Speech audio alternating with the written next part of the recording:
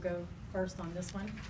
The underfunding of the state public pension systems, and I think you both sort of touched on that already, is anywhere between $50 billion and $120 billion, depending on how it's measured.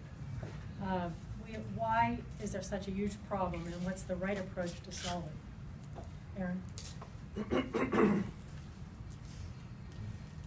Well, why it's such a huge problem is the lack of the willingness of the people in Harrisburg to make a change. Why should they?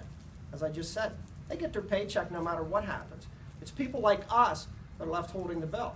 And I'll relate right back to where it comes to everybody's home, and that's the issues we had to face at the Hollidaysburg Area School District. Our pension obligation this year was $800,000. Next year, it's $1.65 million. The year after that, it's $2,047,000, and the year after that, it's $2.5 million. That's sustained revenue that the school district has to create just to stay in business. Fortunately, with some inventive ideas and some cooperation from all groups, we're able to create some sustainability for the school district. But it's a major issue, and there's people here from multiple school districts in the area. And in Hollidaysburg, 70% of that revenue comes from the home. So if it's an issue, yeah, it's definitely a huge issue that hits everybody.